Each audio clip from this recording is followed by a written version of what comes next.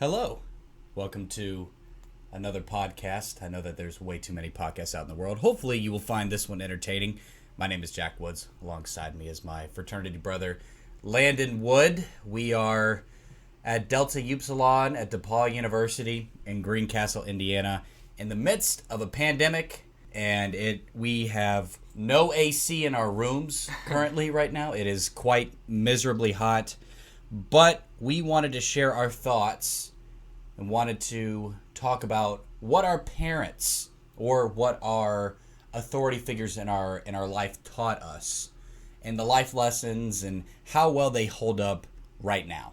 Let me just say, Landon, how are you today? Doing all right. Doing pretty well. Pretty well? Yeah. What have you been doing today? Well, I did some mentor stuff. Leading out people, students, fellow students, first years, their new experience. Yeah. Welcome to the first year, the DePaul experience. Yeah. You got to speak into the microphone, man. Like that's kind of a key feature of being on a podcast. We can just turn this up and then we can hear him now. There we go. Now we're good. All right. Well, Landon, let's just dive right in. What did your parents teach you about shame? Because it's something that we all have. Yeah. We all know it exists in everybody. What did your parents teach you about it? Shame's a weird thing because you don't usually specifically use the word shame. My first question is, what do you mean by shame? What do I mean? I mean, like, okay, to give you an example, what my parents told me, very young, ever since I could remember, is that when you do bad things happen, right? So when bad things happen to you, it automatically feels like your fault. You know what I mean? Like, because something bad happened to me, clearly I deserved it, which cultivates this feeling of shame and this feeling of like, man, why did that happen? What did I do to deserve this? Yeah. I guess it wasn't exactly spoken about. So it was implied. There was a lot of implied messages. So I remember, I think it was third grade, second grade, I got in huge trouble. I mean, big trouble. What'd you do, steal a crayon or some shit? I think I got jumped, but also started a fight. Started a fight, but you got jumped. Yeah, something along those lines. Which is really weird to be like a second grader and get jumped on the playground. It's not really like the time frame that you talk about getting jumped. Well, we all remember the scourge of getting jumped in like second and third grade.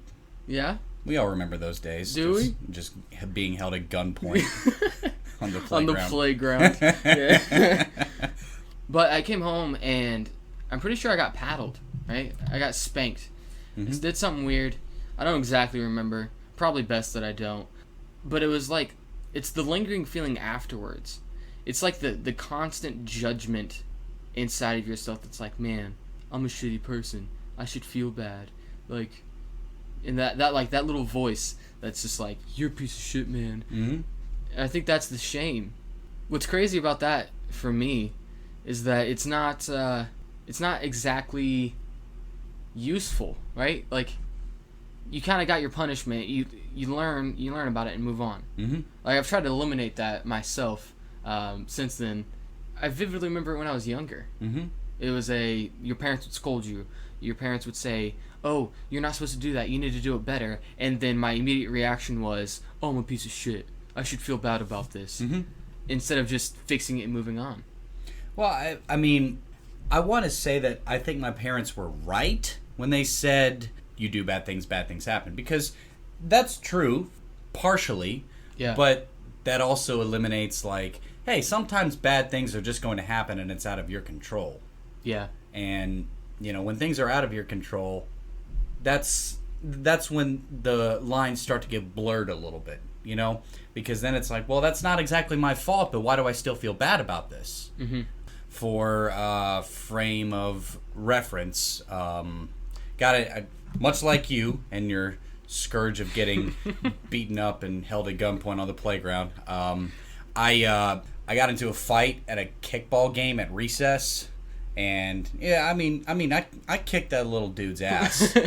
But you were a little dude too, though. Yeah, I was much shorter than I am now, and I'm pretty short. But we got into a scuffle, and we brought him to the principal's office, and that's an obvious situation. You did a bad thing, yeah, right? You got into a fight, and then bad things happen. You got into trouble, yeah, right? So that makes sense why you would feel ashamed about that. But when there was another example when. God, a lot of crappy things happened to us in elementary school, but elementary school is terrible. It was terrible. Yeah. But somebody took something out of my cubby. Remember cubbies? Oh, cubby. Somebody took something out of my cubby, and I told the teacher. And that's a bad thing that happened, but for some reason I still felt bad because it's like, why did that happen to me? What did I do to deserve that? And I guess it's back to your consequences thing. Like, bad things will happen to you. I was told in a different way. I was told in karma. Like, there's the Christian model of sinning, right? That if you do something bad, the wrath of God is gonna get you, and it wasn't that prevalent. It was like this weird take the Eastern idea of karma and mix it with this Christian sin idea, and that was kind of what my dad taught me. So my dad was like, you got to look out for karma. There's even songs they would listen together, like I'm gonna plug Brett Dennen. Don't mess with karma. I love Brett Dennen. He's one of my favorite artists. Okay. But he has a song called Don't Go Messing with Karma. It'll come around. That's the lyric. It'll come around. And that was like the idea of, if you do something, if you put negative into the universe, negative is going to come back to you.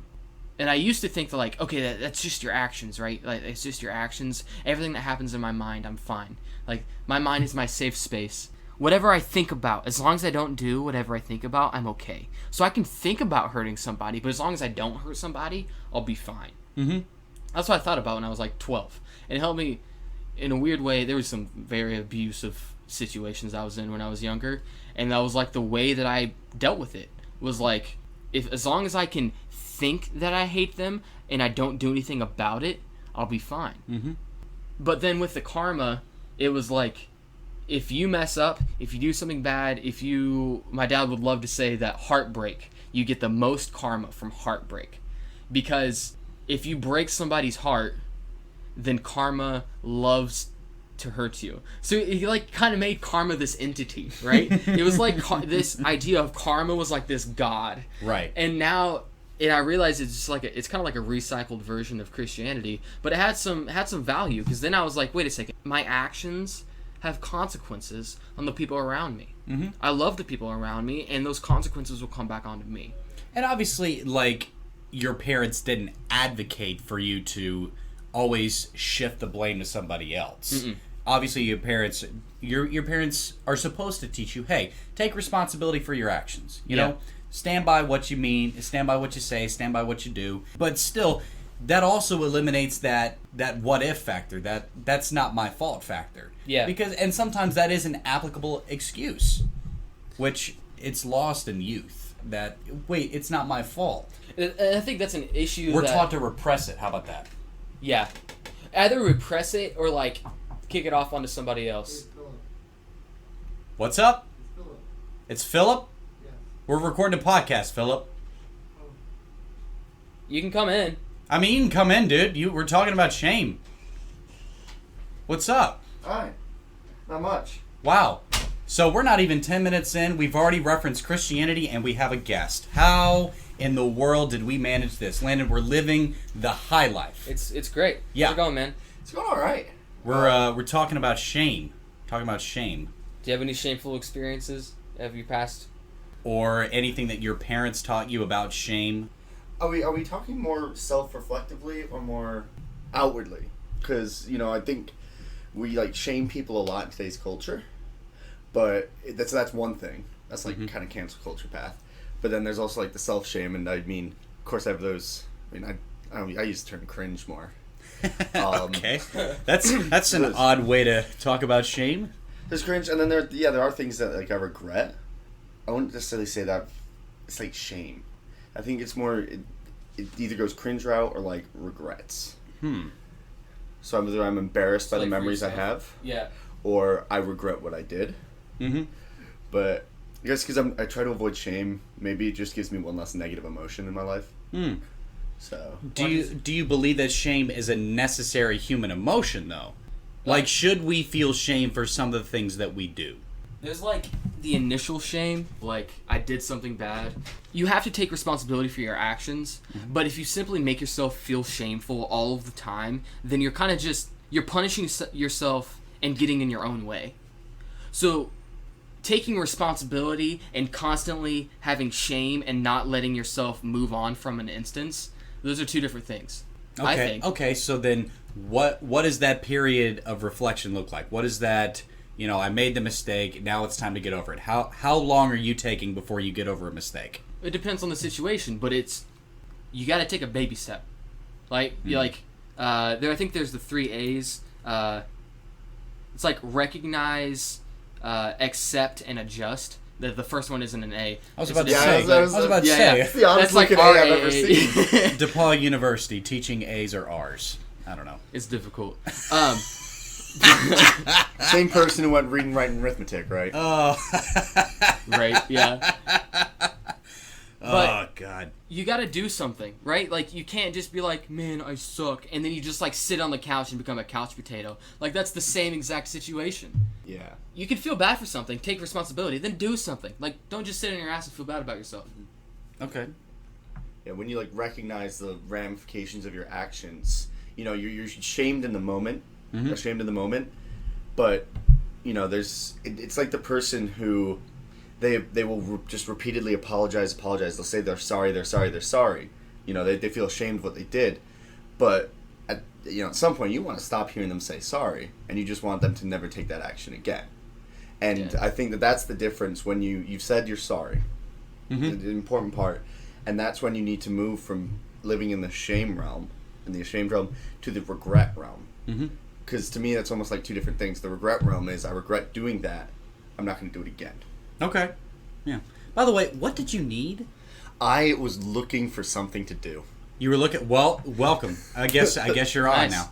Okay, so...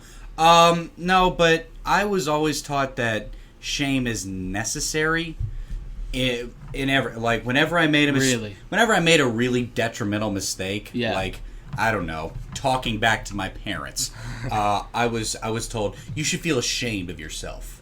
That's your that's your mother. You shouldn't talk to your mother that way. You should feel ashamed. You should be ashamed. Right, and looking back on it, I was a shitty kid saying some really off-colored stuff for like, well, Mom, I like Disney Channel. If you don't like it, you don't like the TV. Stuff. It's just stupid stuff. But my mom was just doing her best with a really smart-ass kid. So. But looking back on it, like you talked about, Phil, I have that realm of regret now. Like, man, I wish I had treated my mom a little bit better growing up, and I wish I had been a little bit more respectful and tried to see what she was trying to teach me instead of fighting against everything. Because my parents have also said that I would cut my nose off to spite my face. I think that's odd for me to think about, because it's like telling somebody that they should feel bad about how they feel. Mm-hmm. My mom would always talk about the fact that you cannot control your emotions, right? Like, emotions happen. You don't. It's like saying that you control who you fall in love with. You control who you like. You control who you're attracted to. Like, no, you don't really have control over that. Emotions happen because your body physiologically is reacting to its senses. Okay. And so, saying that you should feel ashamed for the way that you feel is like saying that you should be angry that your car showed that your engine needs worked on. Okay. Yeah, I sort of see where you're going with that. I was just gonna say, it's like a sign that pops up. Your body's just like, hey, this is here, this is what's going on. Deal with it how you will. Hey. Or it could be super aggressive, like, we're really angry right now. And you're like, wow, where did this come from? Like, middle school puberty boys. You're like, oh man, I'm a little sad about this. No, I'm really angry. Yep. Okay, I'm filled. No, I'm really sad. I'm gonna cry myself to sleep at night. Yeah. See, I would just rebuttal with, because I don't think you can be ashamed of something you're currently doing or you're currently feeling, because then you wouldn't be ashamed of it. But I think more like when you get to the next, you can be ashamed of how you felt. Like, someone you didn't like had something tragic happen to them. They totaled their car. and you went and you were happy about it because something bad happened to somebody else. But then the next day you're like, why did I feel happy at someone else's loss? Like that, I think you can be ashamed about that. And I would rebuttal on controlling your emotions. I mean, I think that you can't control them 100%, but the idea of therapy works, the ideas of strategies different people have, even to medicine, you can harness your emotions, I guess would probably be better phrasing. I guess you could choose how you deal with things, right? Yeah, like, and then it's all about how you react. I mean, we've all watched Star Wars. We saw what happens when we tell a really powerful kid to shove his emotions down. He ends up killing children. So maybe we should tell people to. Oh, I'm sorry. Is that where you draw the line? Is that where you draw the line? That's what happened in the movies, man. Hey, I just found it funny. It was just a nice little popular culture reference right there. Of course Jack's going to bring Star Wars in this one. Well, of course I do. I'm the biggest Star Wars fan in the house. I've got to be. Graham's not here. So yeah. You're not the one who has the galaxy plastered on your wall, though. Well, that's not fair. I just moved in. Give me a few days. Graham did it in the first couple days. Give me a few more weeks. I don't know. I'm also lazy by nature. I was saying, you're kind of making excuses. Yeah. Well, I feel ashamed about it. Did Anakin Skywalker delay for 4 weeks before killing the younglings? I gotta say, he was pretty eager. He was like, Hayden Christensen really sold me in the second half of Revenge of the Sith. Like he was. Well, what's interesting about that is, like, I watched that movie for the very first time when I was below the age of like 12. So I think what's also interesting is like the way that you perceive time in like movies, because in my head it happened in like 2 days when I was a lot younger, and now that I'm older, I watch the movie, I'm like, this probably happened within like a year. Yeah, so the course of that movie happened over, I believe, 10 days. 10 days. Oh, wow. Yeah, it was quite a journey for Revenge of the Sith. But Anakin Skywalker is a great example of what happens when you repress shame.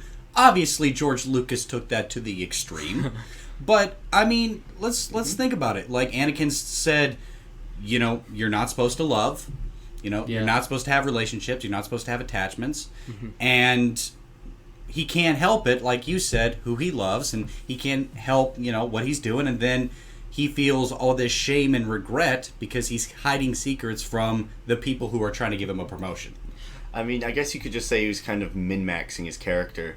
Didn't put any points into his moral compass, but put all of his points into being the best starfighter in the galaxy.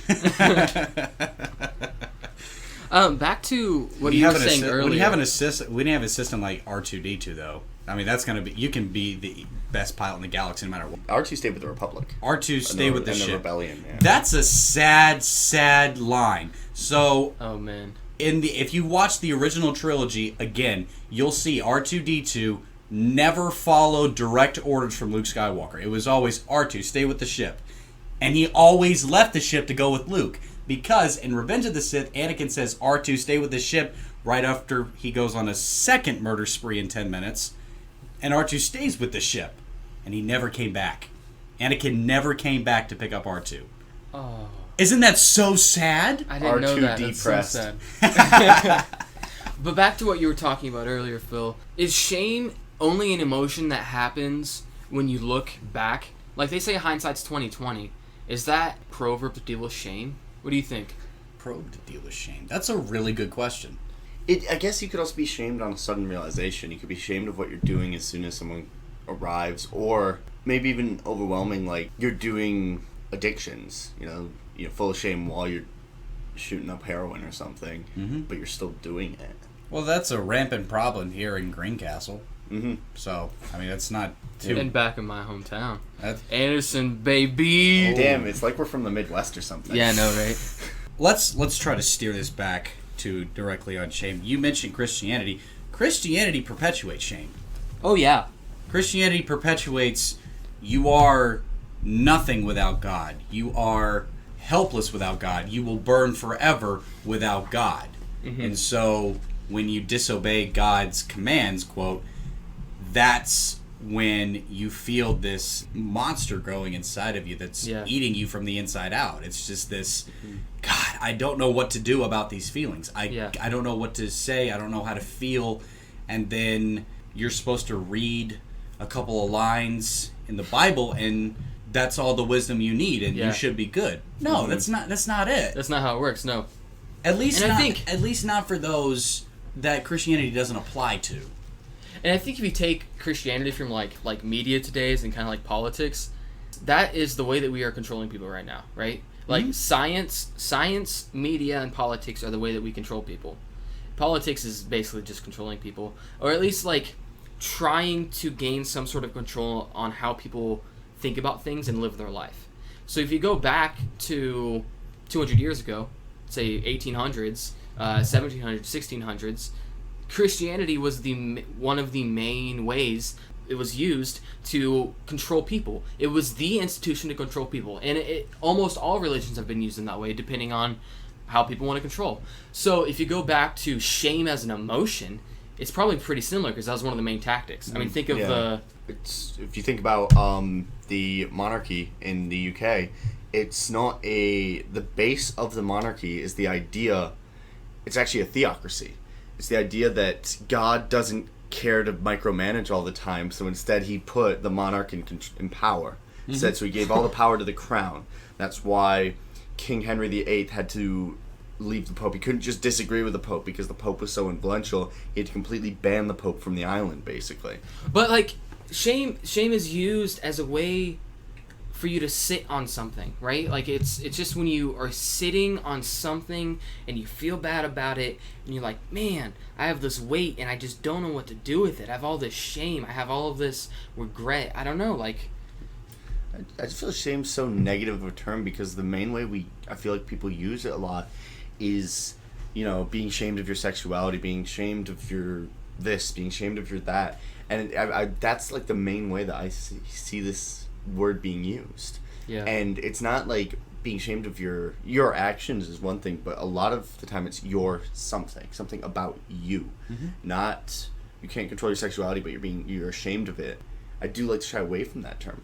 Just because it does have such negative connotation. Shame to me is almost a word that you don't learn from.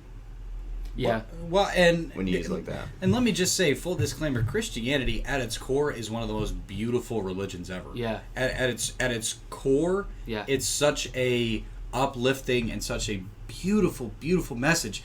But people, unfortunately, use Christianity, like you said, to control people and bring them back in. Like I'm from Tennessee, and I live near Franklin Road, which I believe has 13 churches within 2 miles of each other.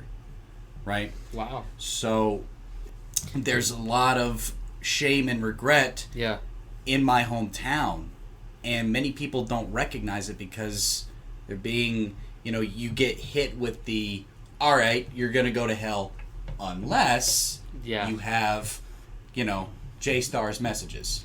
But I wouldn't necessarily even say it's just Christianity. It is every religion ever. Oh, yeah. You go back to the princes of what is now India, and the way of diffusing control was that they would buddy up with the top of the caste system, and they'd buddy up with the religious leaders, which, top caste. And that's how they would maintain power. The prince would help out the church, or, Hinduism? Yeah. I'm sorry, denominator there. I think it's shamans. Maybe. Probably. I don't know what the technical name is. And then the religious leaders would then say, well, they're divine. The princes are divine.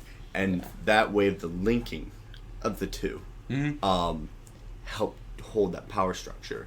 And then we also see it with Islamic republics today across the Middle East. Leadership and law and control through religious text.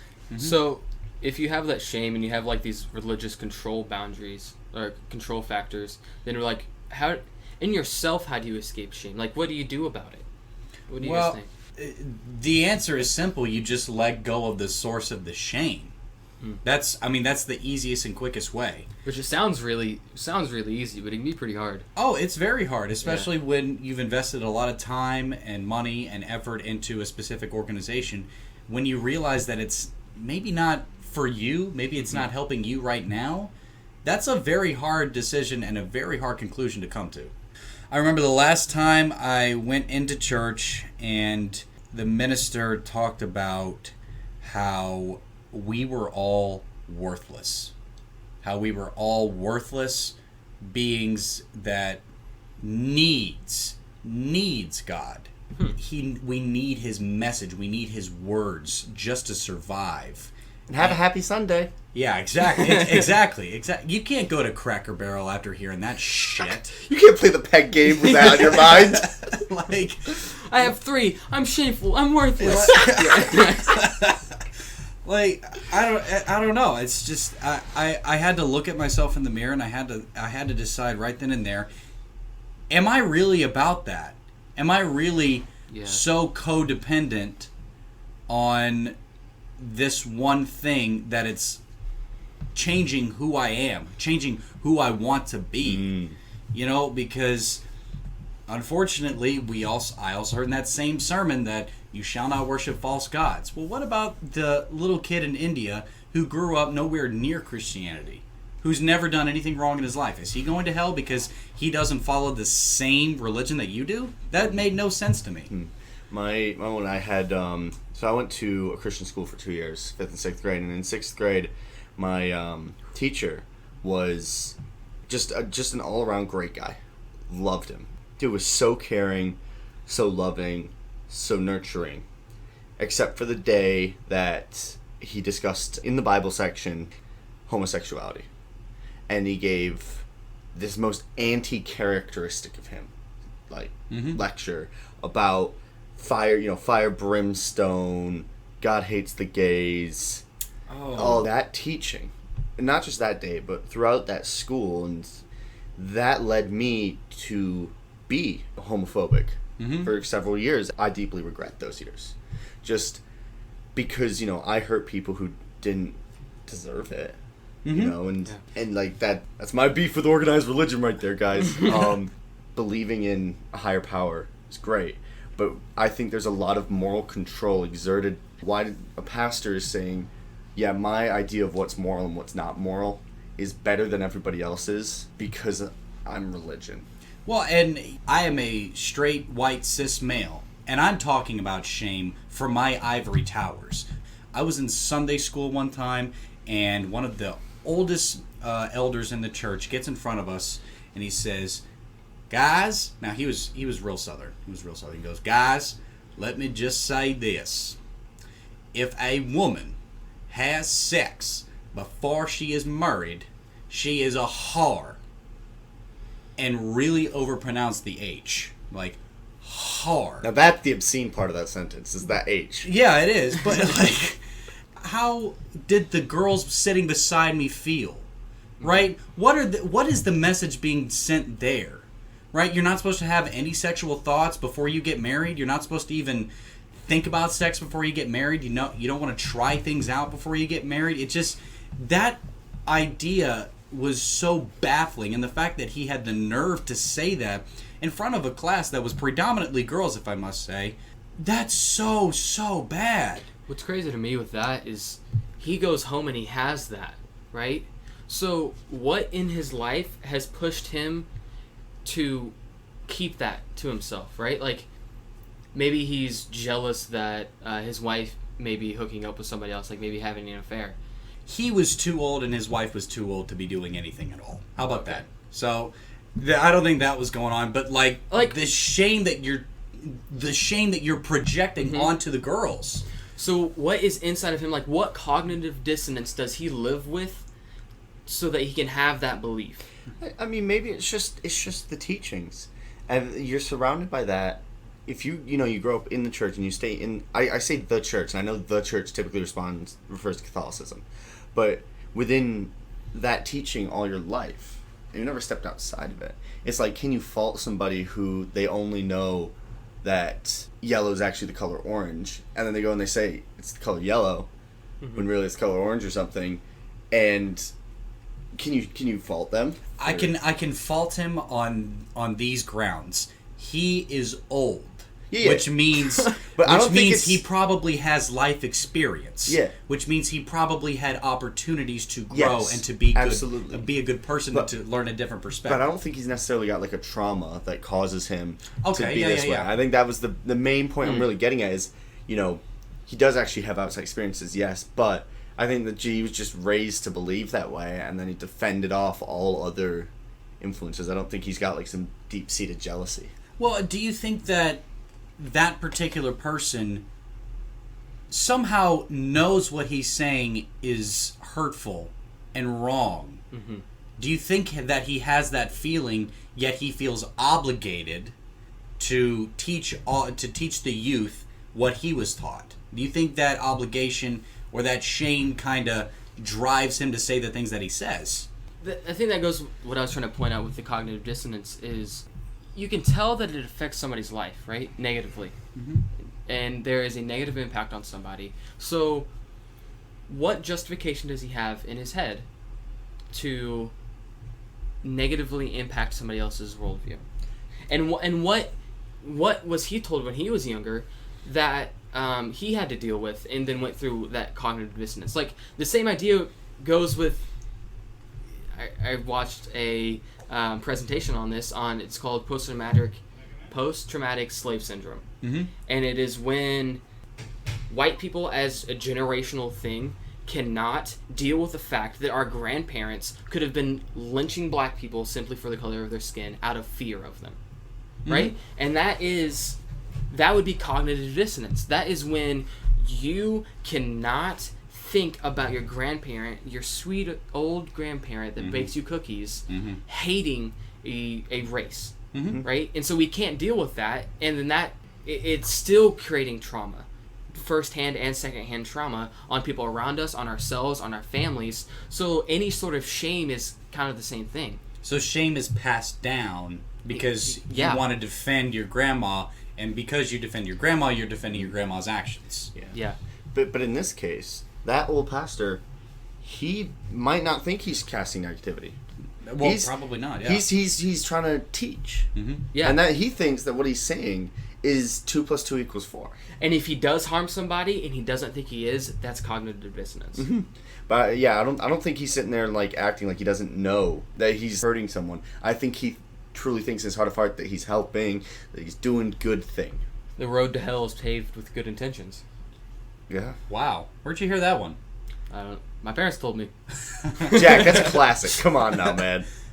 I don't know. Does it not make it down to Tennessee? No. Oh.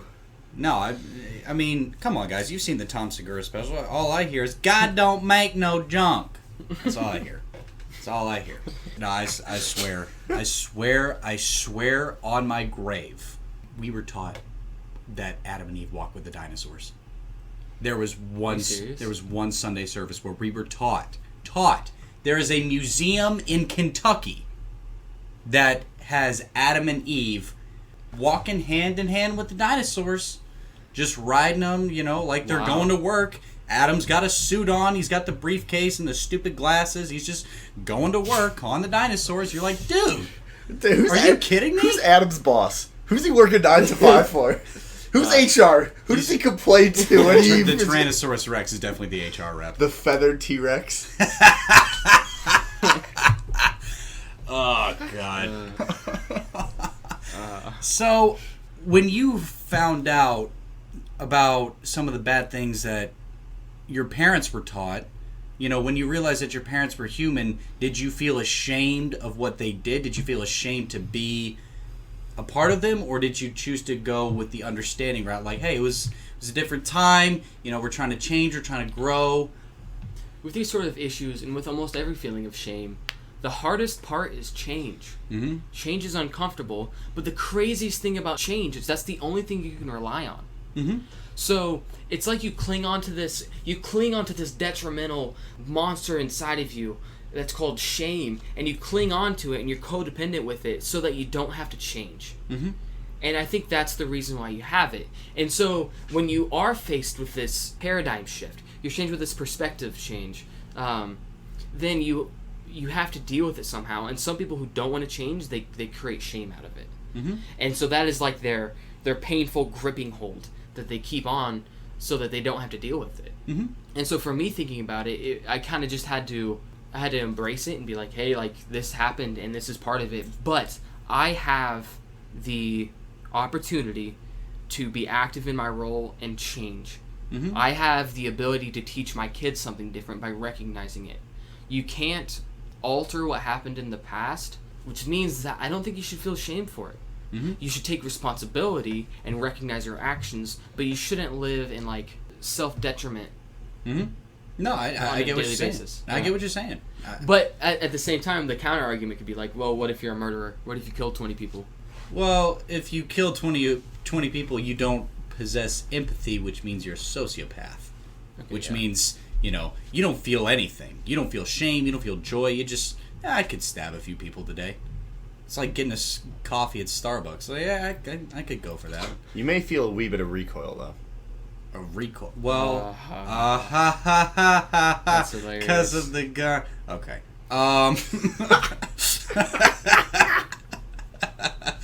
No, but, like, I also realize that with shame, it's like you feel this built-up tension. You feel this, and it makes the world around you taste gray. Mm-hmm. It's gross. I don't like it. Mm-hmm. And when I let go of what I was ashamed of, everything just became better again. Everything, like, life became meaningful, impactful again. I woke up happy. I didn't wake up thinking like, shit. I didn't die today. You know what I mean? Yeah. Like, what's your opinion on that? Like, what was that revelatory moment? Like, man, I don't really need to hang on to this feeling anymore. Mm-hmm. I don't really need to hold on to this thing that's dragging me down every day. In my past, in high school, I had created this reality where the main reason why I was pushing myself so hard in high school was because I was trying to make my dad proud. Mm-hmm. And so, and he even told me later on, he was like, listen, I don't hold you to that standard. You're holding yourself to that standard and then offloading onto me in your own head. And so with that came a lot of shame of I am letting the people around me down. I'm letting the people around me down and not doing enough to show the people around me that I love them. Mm-hmm. And that was the shame. That was the thing that I lived with for like 6 years. And it started middle of high school, and I just kept making myself feel bad, and it got to the point where I hated it. And I had to come to the realization that in yourself, you can hold two different viewpoints at the same time mm-hmm. that are completely contradictory, but you hold both of them. It's like trying to open and close a door at the same time. Mm-hmm. And you're like fighting against yourself. But the thing is that your brain by nature, do not want to have tension. Mm-hmm. And so you have to sit down and do the work of why is this perspective one way? Perspective A, what is your viewpoint? What is it doing? You try to take like a third party mm-hmm. idea, and then like, okay, perspective B, why am I doing this? Like, how am I seeing it from this end? And then like in your own head, you have them compromise, and then you view yourself as like this new person that came out from it. Mm-hmm. And I think that would be the best way to do shame, because shame, it can either be something that you hold on to prevent yourself from changing and improving as a person, or you can use it as an indicator, like that sign in your car that says, hey, something needs to be changed here to make it a more efficient vehicle. Mm-hmm. How about you, Phil? What was that moment where you were like, man, I can just let all of this go? Mm. Yeah, go ahead. So, growing up, I kind of had a set of footprints in the sand before me. I had an older brother, an older sister. My older brother swam D1 for 4 years at good university, got a scholarship, mm-hmm. not a full one because no one gets those in swimming.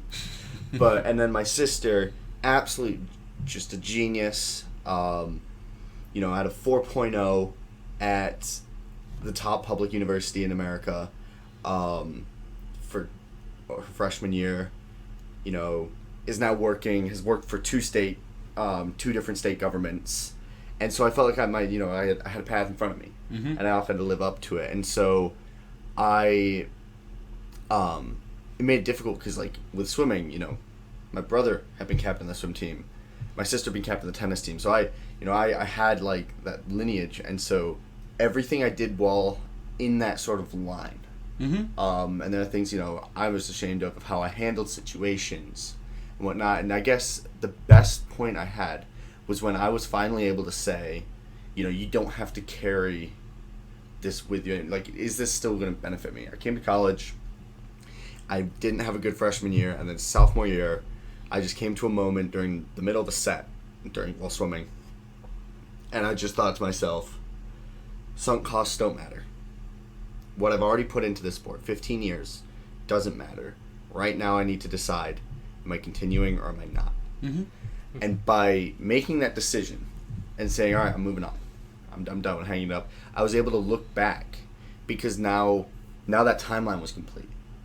And I was able to look at that timeline. And instead of having to shy away or be ashamed of those actions, I could reconcile them with myself and instead regret them. And regret them and be like, okay, I'm now because it was difficult to take myself out of that timeline and look at it third party when I was still experiencing the timeline. But once I cut the film reel, wrapped it all up, and put it on the machine, the projector, that was when I was able to be like, okay, I'm ashamed of that, now I can move that into the regret pile. Because now this is what I'm going to do. Yeah. That's a beautiful thing. Yeah, absolutely. You guys were family, and I was sports. I was the best rec league baseball player you've ever seen. I was the best player on my middle school team, I think. I was really playing well in junior varsity. Then I had my shoulder injury, and then I was projected to be the starting catcher my senior year. And the head coach of my high school team did not like me and wanted to promote his son, who was a freshman, who was below me on the depth chart in the roster, and he would berate us at practice. He would yell at us. He would belittle us. He would, make us feel really, really small. And, at the time, I was taught to respect authority and it's just a part of it. That's what happens. And I mean, he treated me so horribly that I just quit my senior year. I was like, I don't want to play. It affected how I played. I had a horrible batting average. I think I threw out only one runner my entire junior year. I mean, I was pretty bad, and it's followed me ever since. And I've been having to deal with this bad thing happened to you. What did you do to deserve this? And I just look back at everything that happened, and I don't see where I went wrong.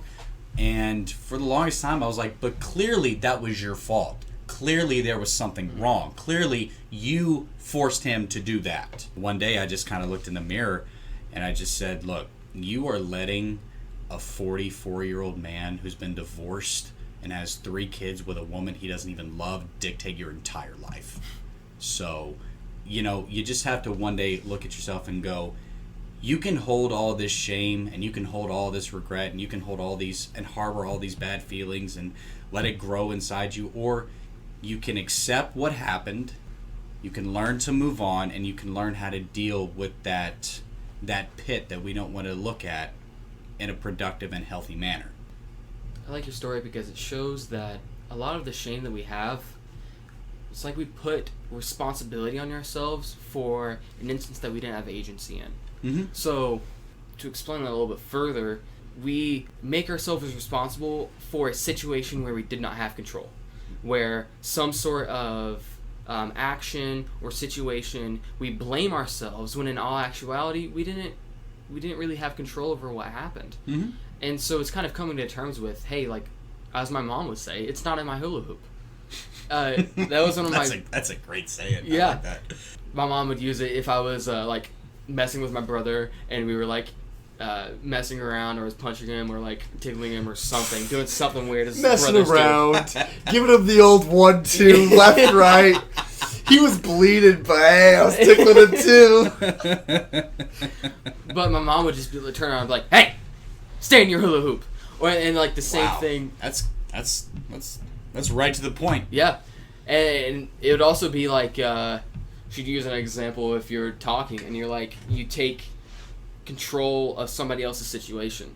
You're like, well, what were you doing today, huh? When did you do your chores? And I'm like, hey, kid, chill out, stay in your own hula hoop. I am the mother here. I know you're the older brother, but chill out. Yeah, take it back a little bit. Well, we're about 50 minutes in, and we have covered quite a bit. Shame. That was our first episode. Next episode, we'll talk about control and what we were taught about control, whether that be good, bad, or in between. We'll probably somehow get back to Star Wars. Thank you all for tuning in to the first episode of What We Were Taught, featuring Jack Woods and Landen Wood and the wonderful DJ Phil Collingwood. Hey, thanks for showing up. Thanks for showing up, man. I know you were bored, but my random patrol the house routine. All right, folks. We'll see you soon. Have a good one.